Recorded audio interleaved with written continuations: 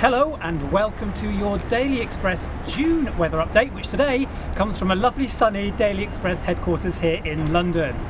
A quick look back on May then, and I don't think anyone would disagree if I was to say it was an absolute picture of misery for much of the month, with grey skies, wind and rain across much of the country.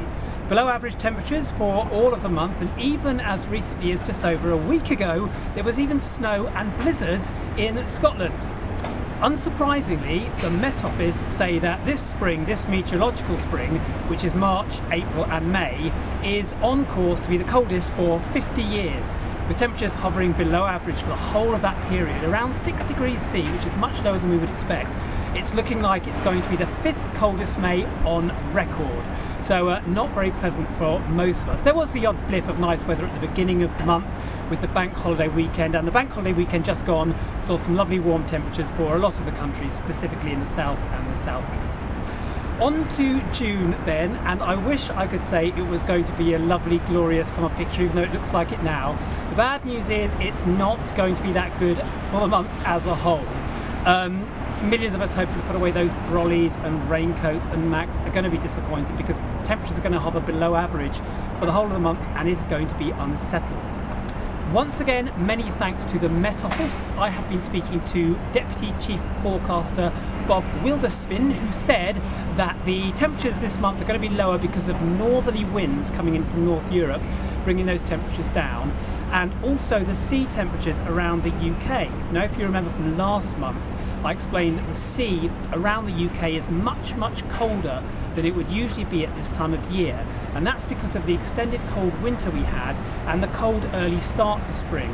Now, the temperatures are about 1 or 2 degrees lower than we would expect, and so the winds coming off the sea are going to be that much colder, making it feel that much chillier for June. Into the first week of June then, and it's the first day of summer, I should say, by the way, on Saturday. So the first week of summer, well, first day of summer and the first week of June, we're looking at a bit of a north-south split.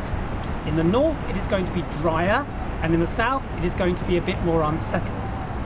Temperatures are going to hover around the late teens, which is a bit below average for this time of year. We would expect to see them in the 20s, although in the south next week there is some talk we might get a lovely glorious hot spell of weather to welcome in the beginning of summer.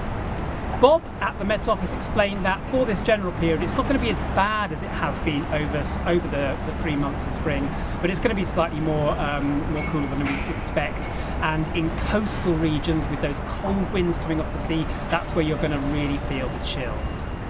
Second and third week of June then, and it is still going to be unsettled, and it's going to be cooler than average again, more in the north, warmer in the south, with the unsettled weather in the south with more wind and rain on the way.